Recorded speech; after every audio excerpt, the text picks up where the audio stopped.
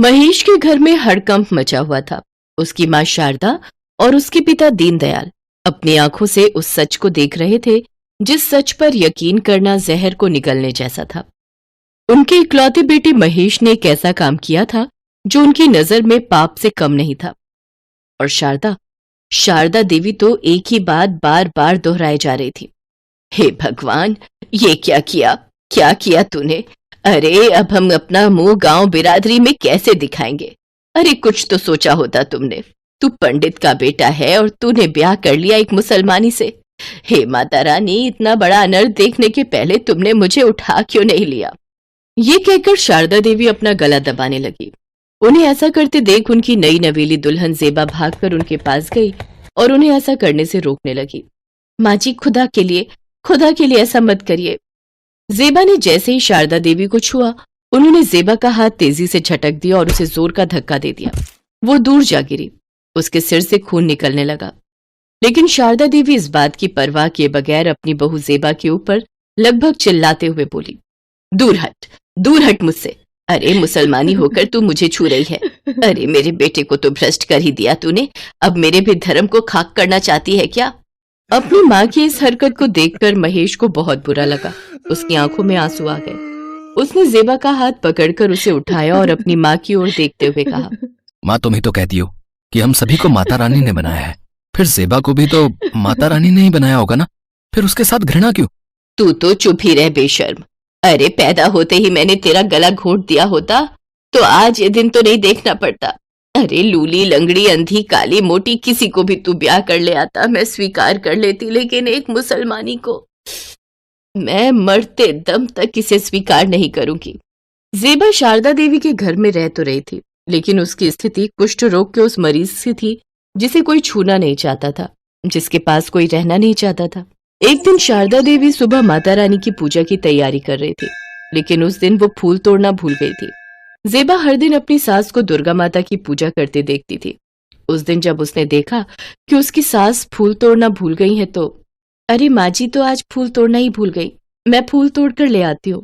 जेबा बगीचे से फूल तोड़ कर ले आई।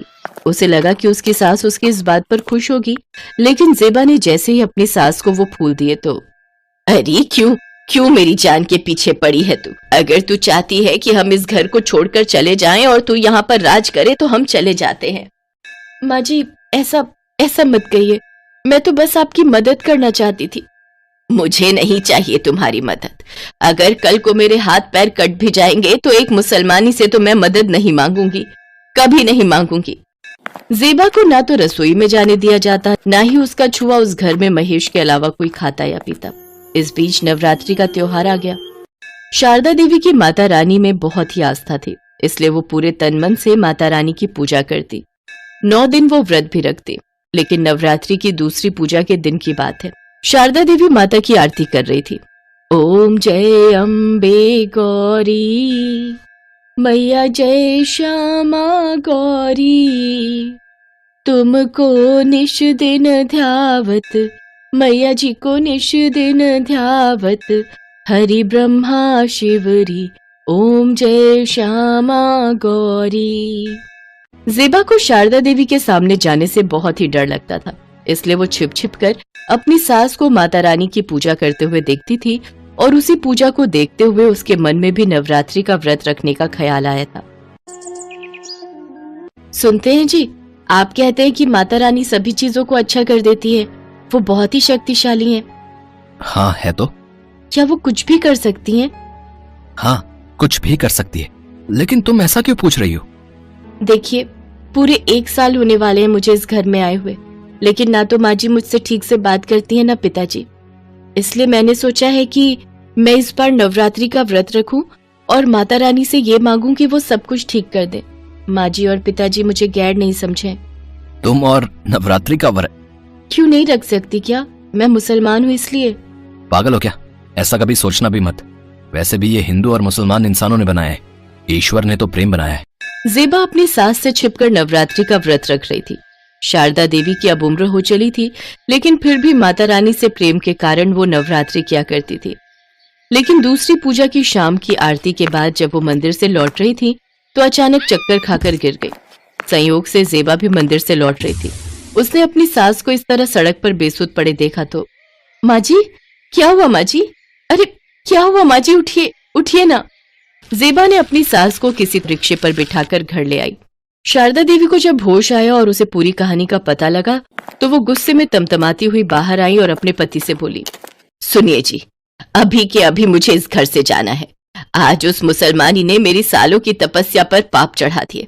इन दिनों मैं अपनी पवित्रता का कितना ध्यान रखती हूँ, लेकिन उस मांस अंडा खाने वाली ने मेरे व्रत का नाश कर दिया।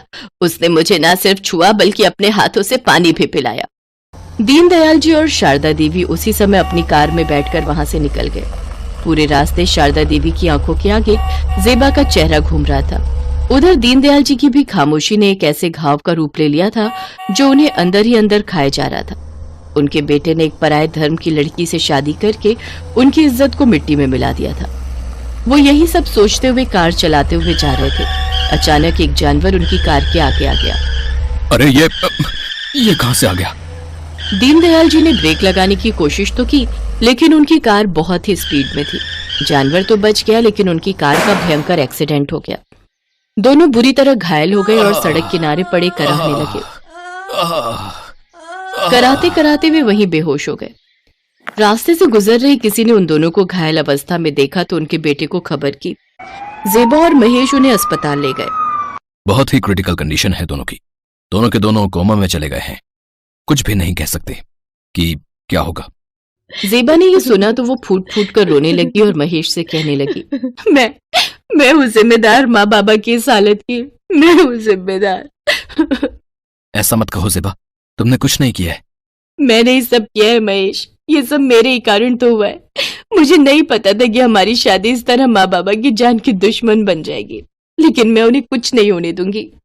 माता रानी बहुत शक्तिशाली है ना। ठीक है, जब तक माँ जी और पिताजी ठीक नहीं हो जाते मैं बैठी रहूंगी माँ के मंदिर में, एक बूंद पानी तक नहीं पीऊंगी और मांगती रहूंगी उनसे इनके जीवन की भीख।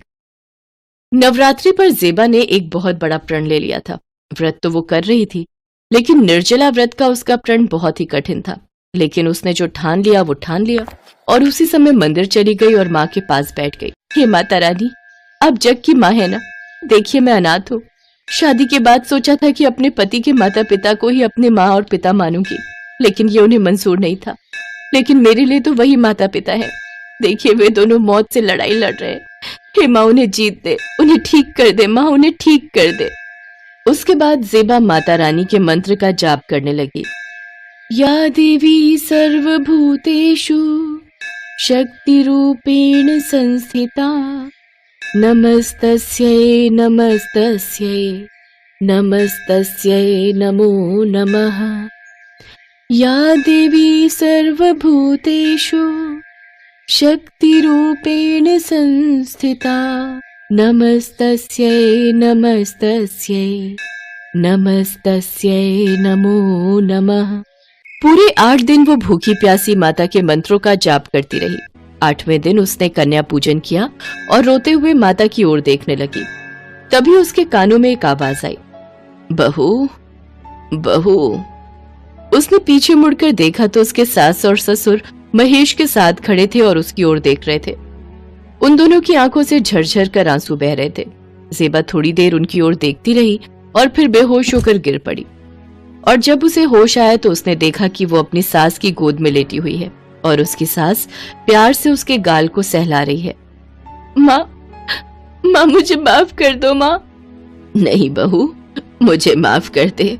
मैंने कितनी तकलीफ दी तुम्हें, लेकिन तुमने उन बातों की कोई परवाह नहीं की और मेरे लिए अपनी जान की बाजी लगा दी। माँ जी, मुझे कुछ नहीं हो सकता था और ना ही मैं आपको कुछ होने देती, क्योंकि मुझे पता था माता रानी मेरे साथ है। वो बहुत ही शक्तिशाली है। हाँ बहू, माता रानी सबके साथ है। ये हम हैं जो हिंदू मुसलमान करते रहते हैं, लेकिन माता तो माता ही होती है। वो अपनी ममता का हाथ सभी पर रखती है। प्रेम से बोलो जय माता दी, सारे बोलो जय माता दी, जय माता दी, जय माता दी। इस नवरात्रि माता रानी की शक्ति ने शारदा देवी के मन से जेबा के प्रति सारे मैल को धो दिया और वे सभी जोर से बोलने लगे, जय माता दी, जय माता दी, जय माता दी, जय माता दी।